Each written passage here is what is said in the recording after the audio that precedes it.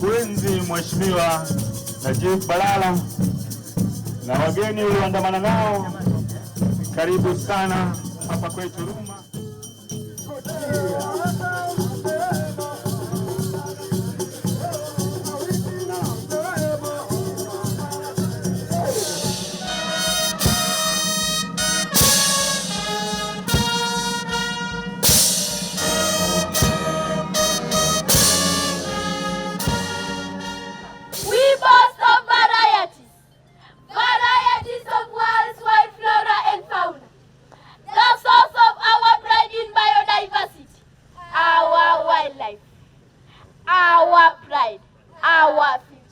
Kuja waheshimiwa, kuja kututembelea na wala sio kukaa kazi kutusaidia sisi mbuga za wanyama, mwaje kututembelea.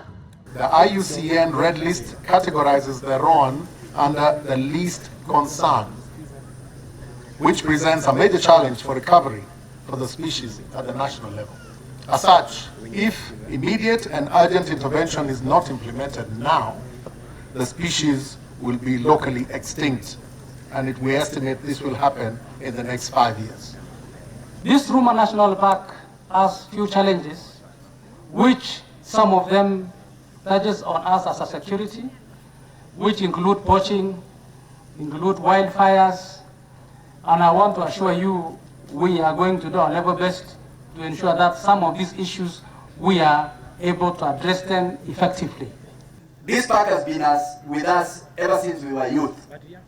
We want to see a lodge in the park so that somebody can come from the Masai Mara, join the circuit, stay overnight, do a game drive in the morning to go and look for this roan antelope.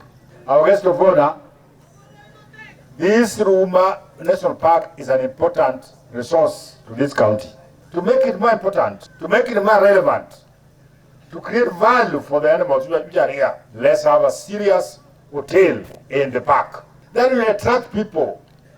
That will make other people come from very far to come and see the animals here. Tourism is not about, and wildlife conservation is not about Masai Mara. It's not about Laikipia and Samburu.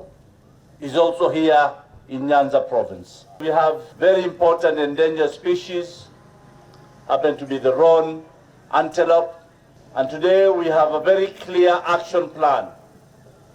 This action plan of recovery is being led by Kenya Wildlife Service, and we want to recognize the efforts of Kenya Wildlife Service, but also the community around it. Our plan by 2023, we need to increase the numbers of the roan antelope from 12 to 50, so that we can be able to know, yes, this program is working.